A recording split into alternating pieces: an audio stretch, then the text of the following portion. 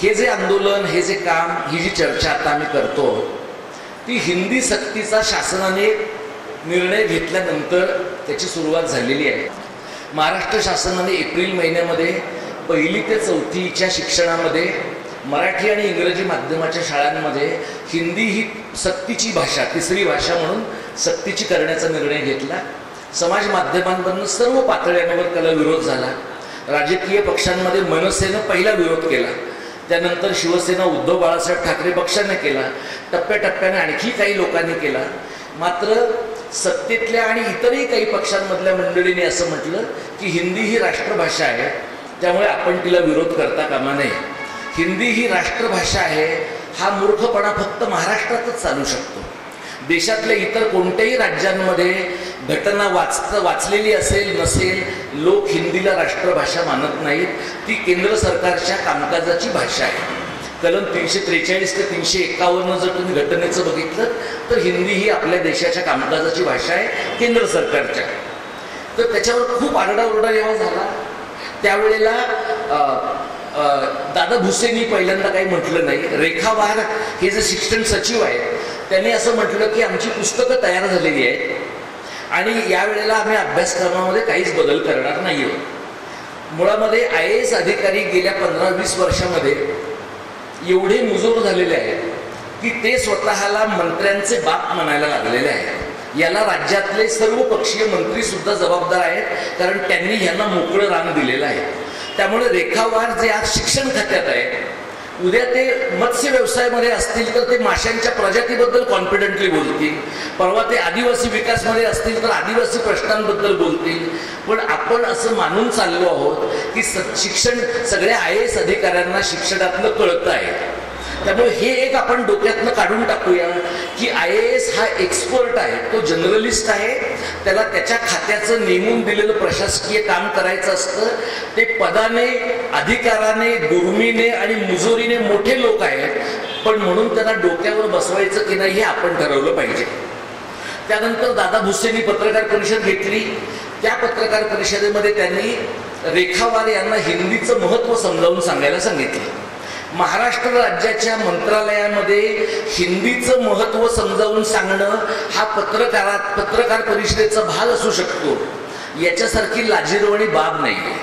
म्हणजे तुम्हाला गेल्या 65 वर्षात मराठी भाषेचं महत्त्व समजावून सांगण्यासाठी एक पत्रकार परिषद घ्यावीशी वाटली नाही, पण हिंदीचं महत्त्व मात्र तुम्हाला पत्रकार परिषदेमध्ये सांगावं लागलं. त्यानंतर माननीय मुख्यमंत्री असं म्हणाले की लोकांचं इंग्रजीवर प्रेम आहे, पण देशभाषा आणि संपर्क सूत्र असलेल्या हिंदीवर राग आहे. हिंदी ही देशभाषा नाही. हिंदी ही अवधी, बुंदेलखंडी, मगही, ब्रज, भोजपुरी या भाषा गिळून तयार झालेला अजगर आहे.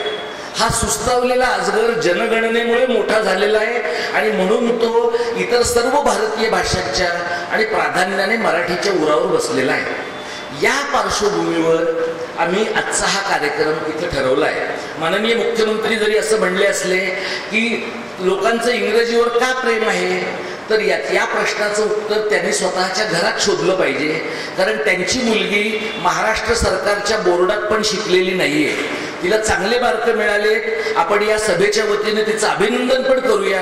पण राज्याच्या मुख्यमंत्र्याला राज्याचं बोर्ड समाधानकारक वाटत नाही ही काही फारशी आशादायक गोष्ट नाही, हे पण आपण सुरुवातीला नमूद करूया. या पार्श्वभूमीवर आपल्यासमोर काय प्रश्न आहे? एक म्हणजे सरकारने असं म्हटलं आम्ही नवा GR काढू. आम्ही मनसेतल्याही मित्रांशी बोललो, शिवसेनेतल्याही मित्रांशी बोललो. या दोनही पक्षांनी आम्ही केलेल्या आंदोलनाचा विजय झाला असं म्हटलेलं आहे, पण हा विजय पुरा नाही आहे. मुंबईचे मनसेचे अध्यक्ष संदीप देशपांडे यांना मी भेटलो हुतात्मा स्मारकाला आणि मी त्यांना सांगितलं की तुमच्या पक्षाची भूमिका योग्य दिशेनं जात नाही असं मला वाटतं, आणि सगळ्याच राजकीय पक्षांची. कारण सरकारने अनिवार्यता काढून टाकतो असं म्हटलंय, GR काढलेला नाहीये, तिसरी भाषा काढलेली नाहीये आणि देशातल्या इतर कोणत्याही राज्यांमध्ये तिसरी भाषा सक्तीची नसताना महाराष्ट्रात तिसरी भाषा सक्तीची का आहे या प्रश्नाचं उत्तर सरकारने दिलेलं नाहीये. दरम्यानच्या काळात मुख्याध्यापकांच्या, शिक्षकांच्या व्हॉट्सॲप ग्रुपवर असे मेसेजेस आलेले आहेत की 15 मेला सगळी पुस्तकं शाळांमध्ये पोहोचणार आहेत. आता ह्याच्याबद्दलची खातरजमा कशी करायची याची मगाशी आम्ही काही चर्चा केली. गोडाऊनमध्ये शोध घेता येईल का, प्रेसमध्ये शोध घेता येईल का. पण हा शोध घेण्याच्या अगोदर समजा या सभेमध्ये आपण असं म्हणतो आहोत की अशा प्रकारे सरकार पुस्तकं छापतंय आणि सरकारला ते खोटं वाटत असेल, तर सरकारने आणि सरकारच्या प्रतिनिधींनी येऊन हे ठामपणे सांगावं की आम्ही पुस्तकं छापत नाही आहोत, किंवा आम्ही पुस्तकं छापत असलो तरी सुद्धा हिंदीची पुस्तकं आम्ही देणार नाही. आता जी ऐकलेली माहिती आहे ती अशी आहे की यंदा हिंदीची पुस्तकं देऊन शाळांना सरकार असं सांगणार आहे की यंदा हेच उपलब्ध आहे, यंदा हेच शिकवा. बाकीच्या ज्या भाषा आहेत त्या भाषा तुम्ही भारत सरकारच्या दीक्षा ॲपवरनं ऑनलाईन शिकवा. आणि एका टप्प्यानंतर अनिवार्य हिंदी न असताना सुद्धा ती अनिवार्यच होणार आहे. त्यामुळे हा जो धोका आहे तो 15 मे ते 15 जूनच्या दरम्यानचा धोका आहे. शिक्षक, संस्थाचालक, मुख्याध्यापक हे सरकारच्या विरोधामध्ये फार जाऊ शकतील अशी परिस्थिती नाही आहे. त्यामुळे व्यापक समाज म्हणून आपण काहीतरी एक भूमिका घेणं, आणि ही भूमिका का घ्यायला पाहिजे, कारण हा फक्त 1ली ते 4थीचा प्रश्न नाहीये, हे पुढे 5वी ते 10वीचं काय करायचं हा पण प्रश्न आहे.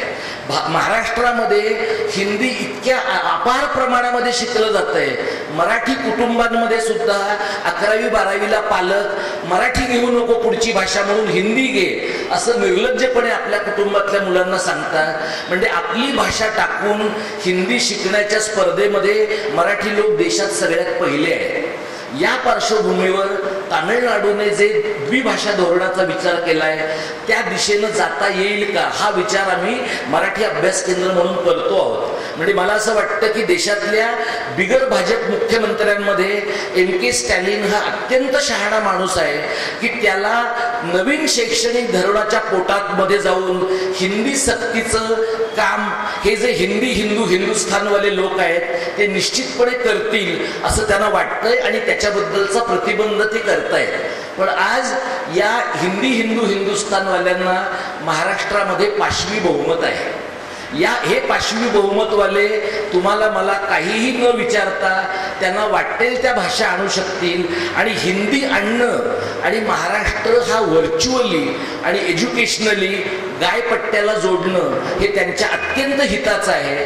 गुजरातमध्ये त्यांची प्रयोगशाळा यशस्वी झाली आहे. पुढची प्रयोगशाळा महाराष्ट्र आहे. जर महाराष्ट्रातली प्रयोगशाळा यशस्वी झाली तर दक्षिणेतल्या राज्यांना फाट्यावर मारून सुद्धा त्यांना देशावर सत्ता टिकवता येणं शक्य आहे. त्यामुळे ज्यांना कोणाला वाटतं की हा 1ली ते 4थीचा प्रश्न आहे मग शिक्षकांनी बघावं, हा भाषेचा प्रश्न आहे म्हणून भाषा तज्ज्ञांनी बघावं, हा व्यवहाराचा प्रश्न आहे म्हणून आणखी कोणी पाहावं, हा भाषेच्या राजकीयकरणाचाच प्रश्न आहे. तुम्ही राजकारण करा अथवा न करा, राजकारण तुम्हाला येऊन बिलगणारच आहे. इतकी भाषेच्या दृष्टीने ही जवळची गोष्ट आहे आणि म्हणून आपण ही सभा आज आम्ही इथं बोलवली.